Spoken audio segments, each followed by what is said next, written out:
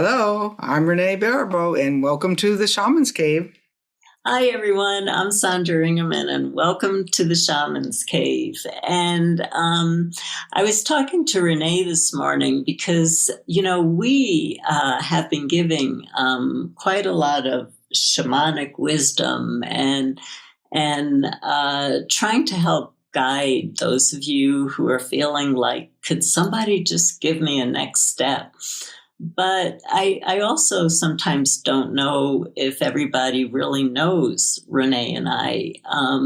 We're shamanic teachers, we're authors. I know some of our talks are more dynamic than others, and I know that people always have their own projections on teachers. And so we thought that one way that we could start our shows is to give you a little story and to let you in a little bit to our lives and our thoughts. And so I wanted to share with you.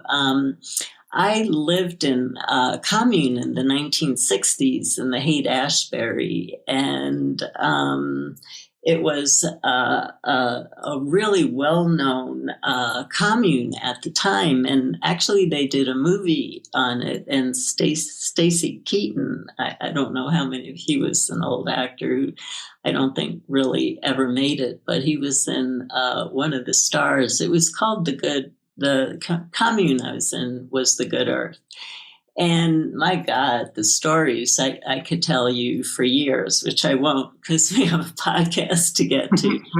But this morning, Wood sent me a story on how a whole new nomad community is forming of workers, people who used to work in offices. And now they're either getting $250,000 RVs, which their work is paying for, or they're people who just have a van.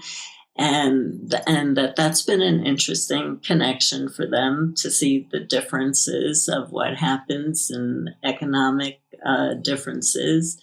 And they're forming communes. They're organized communes. Organizations are starting to create like Airbnbs, places where you can become a commune. And I was reading about one in Joshua Tree this morning. People drive up and you all make your meals together, you process together, you do yoga together, you sing and dance together. You go into your van and you do your work, and you can either stay or you drive off into another one of these organized communes. So it was really interesting to me because I've actually never moved out of that mentality. I'm just an old hippie. That's why I have so much problems with all the technology that we do. I still don't know how to do a computer post on Instagram. It took me an hour to post on one little thing on Instagram this morning. I'm still stuck back in the 60s, and I love it. I love that mentality, and I think that's one of the things that gets me through. So I'm actually excited to see a little bit more of the communal movement coming back again after all the shows that Renee and I have been doing on communities bonding together. So anyway, I just wanted to share that little bit about myself. And if you like the story, push like and subscribe to our show, and just let us know what you're liking and what you're not. So thanks for listening. That's funny. We're almost up to 11,000 subscribers on YouTube. So you pushing subscribe today might just take us over the top. And we know you're listening because we can see. Well, when you were talking, Sandra, it was really interesting because you like that in the community dancing till all hours. And I'm a little bit of a different kind of a community creator. I'm more of a create community and then go home. And so my story is quite different because when I was in my 20s, I decided to go to New York City to go to cooking school. And New York, if you've ever tried to live in New York, has always been a challenge to find a place to live. Although during COVID, I understand some apartments opened up. But back when I was 20, there wasn't a lot. And so I ended up staying at this place called the Jane West Hotel. And it was a vagrant hotel. I mean, the guy at the front desk was behind a bulletproof security. And I'll never forget, I had a friend come visit me one Valentine's Day, and he told me that I wasn't allowed to have a friend up into my room. But the truth is, the room was literally 2 cots wide. Mm. And so I spent my last $100 that I had on buying a rug because I didn't want to stand on the floor, and on a quart of paint so I could paint the walls. And here I was only going to be there for a few weeks, but it was so, I have to have these visual surroundings. Like, I painted the room, but the other part was that every morning I'd go to the bathroom because, you have to, go to the bathroom in the morning, most people, and all of the toilet seats would be broken. Every day, all of the toilets, and the roaches in the halls were this big. And finally, I did find a place to live, but I'm so independent that I would live in a vagrant hotel as opposed to living in an apartment and sharing an apartment with other people. Because somebody offered me a place to stay, and I'm there like, no, I'm going to do this on my own. So I've been really always quite independent. And, Sandra and I believe in community, and I believe in going to my own tent. Yeah. You do understand that. I actually still have a fantasy of living in community again. It was, as you know, it has some really huge challenges. We were not conscious beings in the good earth.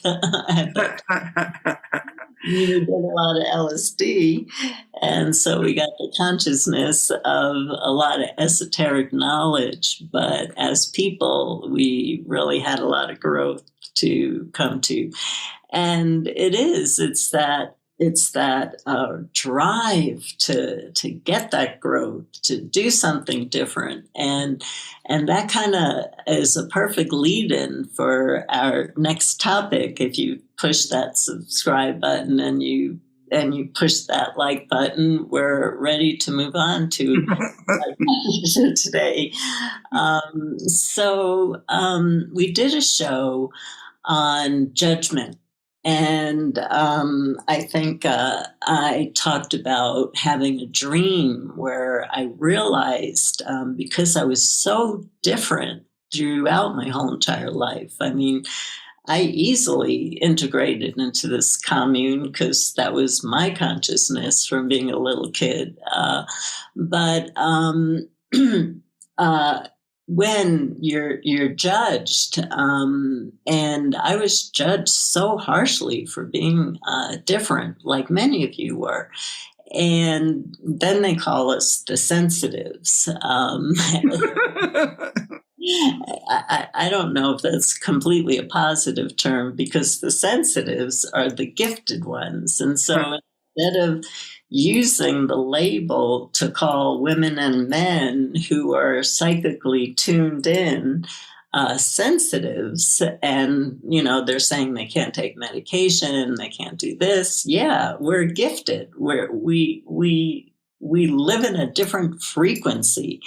And so, no, we can't handle a lot of the awful, harsh things that we're supposed to take for our bodies, because we are clear channels for the divine, and came in like that. But all this judgment, and so one of the places that judgment can lead us to is shame. Of feeling ashamed that when people judge us and they look at us and they go, ooh, look at her and what she's wearing, and look at how this person's behaving, and why don't you just get a job and stop dreaming? These things really went into us. And so when we come out with our gifts, we're oftentimes afraid to come out with our gifts, not only because of judgment, but another side of judgment is being shamed. Mm-hmm. Well, some of you know that I work in the mental health industry, and I work in the marketing department, not the, the direct hands-on, but we're seeing this idea of toxic shame, like this whole generation of people who are struggling with their worthlessness. And, this feeds into it, like that you're different. Or, for me, it was always like, I'm such a hard worker, and I judged everyone else in the world like that. So if you weren't a hard worker like me, like that, work yourself to death, then that there was something wrong with you. And so we go in with so many judgments about people being who they are, or having just that we forget that everyone was born with an innate right to be here. And I think we had a long conversation before we even started today, and about how we're judging people who are different from us, how we're shaming people with different viewpoints. If you are on one side of the fence or another side of the fence, that somehow this idea of, if you don't agree with me, you're wrong, and therefore I have the right to shame you, and that I berate you as a worthless other human being, is really prevalent right now. Yeah. Yeah, it's a way to control, Mm-hmm. way to control people is to shame them. And, it's going on with us as individuals, but it's going on as different races too. And just people being shamed, but it's to try to put them back in their place, in what society wants their place to be. And so for me, it's late in life for me.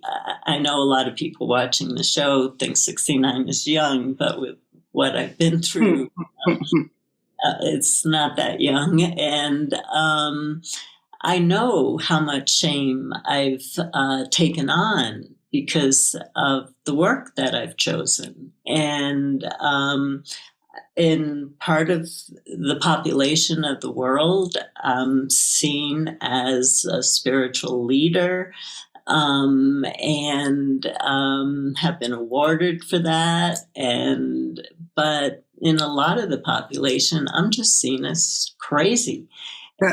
And so there's a lot of there is shame that I carry, of feeling sometimes embarrassed to come out with something. Especially, I really am a visionary, and I get these downloads that are so incredible, but you never know if you're going to be shamed by sharing some of the deepest things that are coming from you. And this is the time on the planet where we really need the gifted to allow those downloads to come through, and for us to create a safe field of energy, so that when you download what's coming through for you, instead of having to, what we see all over Facebook is quotes from other people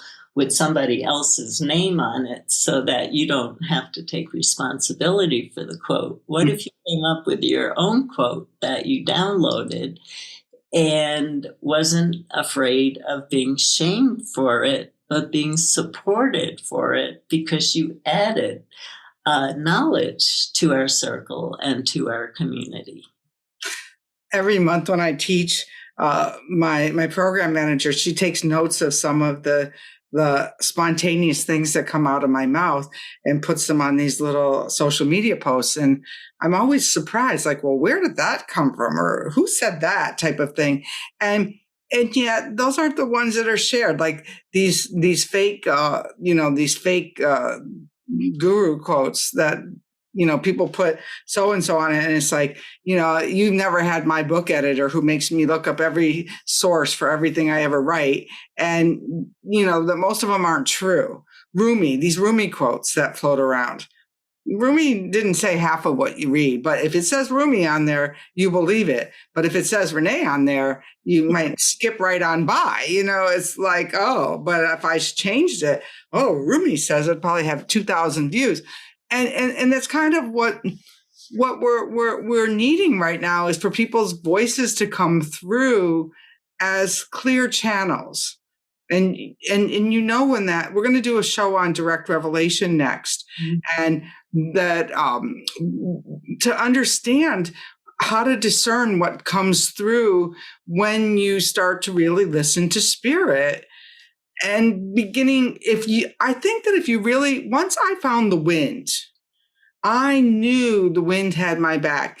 And after I found the wind, it's a very rare day that I go to a psychic or I go to a reader or go to anyone else for information, because the wind informs me. And when you can have that relationship, then, when you say crazy things, your editor might not believe you, but you know that they were coming from something else and you're not afraid to speak up.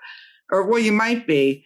But, and if you're part of a shaming community, you might want to consider getting a new community. Definitely. Definitely. Yeah, it really is. It's healthy. It brings you inspiration. It brings a shine to your eyes when something comes through you, when spirit comes through you. You could even try this. Look at yourself in the mirror and your eyes will actually turn into diamonds. And that's how you know when spirit's coming through. You look in the mirror and it's like, I didn't know I look like this.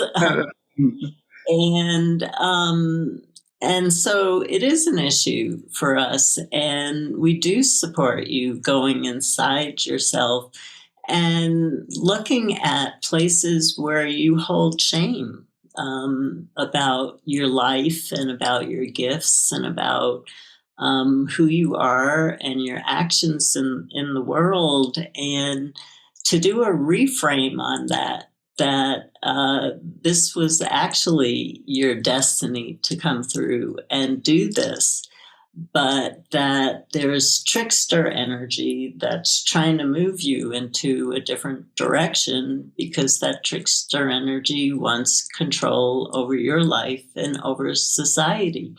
So you have to decide which energy you want to be part of, the trickster energy that leads you away from yourself, or that divine, being a divine vessel and finding your inner strength and your inner confidence to share your own truth. That's an energy I would really love to enter into right now. I was thinking back to that story I started out with about, that where that idea of being so fiercely independent that I live in the Vagrant Hotel, and instead of, with a friend who was offering me a room or a couch. And I realized that for me was that there was an old story that it was a shaming story of, that nobody should ever see what was going on in our house. Nobody should ever know, that my father was violent, or, that my mother was working 5 nights a week and that my sister and I were fighting. I mean, like that was this self-created shaming bubble that I made around myself, that over the years I really had to pop and explore in order to really come into a space and community where I could actually make a decision that, that I prefer a lot of space around me. Whether or not that path led me to that or not, it doesn't really matter, because I've come to a place where, the cat and I get along just fine. And it's okay to live in 2 master bedrooms, 2 houses apart for some significant relationships. And that works for me. But I don't have to shame myself like that. There's something wrong with that. So the circumstance might have created a situation, but then I had to undo the worthless shame around myself, that there was something wrong with me developing from that experience into who I am, that's really a valuable contributing member of society. Does that make sense? Makes perfect sense. It's a very perfect story. And I just want to add one more thing, because I feel like we've made our point. But I have been getting emails from the people on the Shamans Cave, and we know on the planet right now there are a lot of 21st century illnesses that nobody knows how to deal with. And I've been one of those people who I'm in that situation where something happened and nobody really knows how to deal with it. But I do have times, and I am getting better. And so some of you are noticing that, and you're writing that giving you hope, because you have really long-term conditions that are going on. And this is another place where shame comes up. In the spiritual community, there's a belief that if you're doing your spiritual work, that you should be perfectly healthy all the time. And the bottom line is life brings us all kinds of challenging events and situations for our growth and for our evolution. And it doesn't matter who you are. Everybody can be taken down, and not because they did something wrong. And so those of you out there who feel any type of shame because you're dealing with an illness, that you feel like you're not resilient, you're not strong, and you don't have gifts to share. You do as much as you can. And when you feel well, you still have gifts to bring through, and there's nothing to be ashamed of if your health is failing in some way, because it happens to all of us. It happens to everything in nature. We are nature. And it's also a way that nature and the helping spirits make us grow. What a great point. And, getting to end it around on that same circle. So if you were heading up to Joshua Tree in your van, you would see that in a community. Like in our community, my apprenticeship program, the 10-month program, people show up struggling sometimes. People show up one way or another. And I notice that a lot of times when people are not feeling well, they disappear. Instead of really showing up in their wounded self, they retreat, and then they'll come back a month later when they're feeling better and say, "Oh, I was in a spot." Well, I think that that's what living in a community would show you, that one day you're going to show up to that fireplace to cook dinner bitchy, right? And you're still okay. Just say, I'm in a bitchy mood today, and I'm going to transcend that when I start to cook this dinner, so you don't all become bitchy too. Yeah, we can help each other with that, Right, exactly. And I think we need each other right now for that, like those moments when we're tired, when we can't get up, when we're especially now, I don't know, lately I've been really unmotivated. Right. It's there's nothing more that I need. There's nothing more that I want. So where do you find the spark? Right. And so I think that we have to look at that's okay too.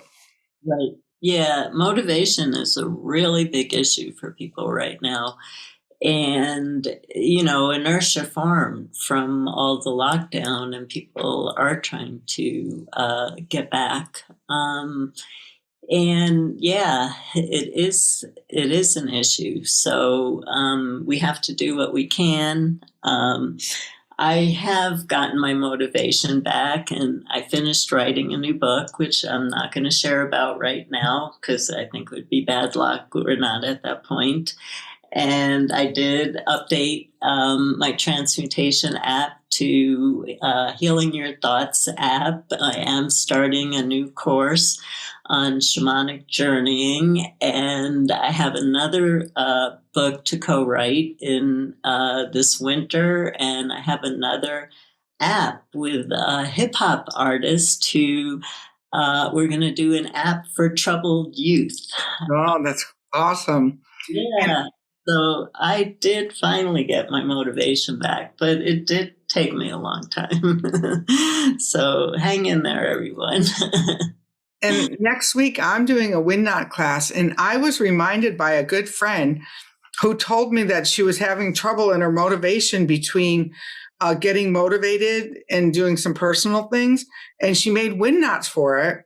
And she started to untie them, and all of her motivation came back. She wrote a new class, and she's well on her way to moving forward. And I'm there like, wow. So we're going to do a special wind knot class where we're going to work on getting some motivating wins going in our own life. So join me next week. Oh, that sounds great. Mm-hmm. Yeah. All right. Yeah. So basically in the show, we really wanted to talk to you about shame, because shame is keeping gifted people from sharing the gifts they came in with right now. And we need you. We need you. So reflect on what you feel shame about. And I'm just going to give you a little suggestion. Put all those events that you feel shame about in an imaginary bubble, and just let those bubbles drift out of your body and let them just burst into the illusion they are, because there's no reality in them. They're pure illusion. So just let them pop into the sky. So thank you for joining us, everyone. Blessings. And thank you for liking us and subscribing to us. Blessings. Thank you.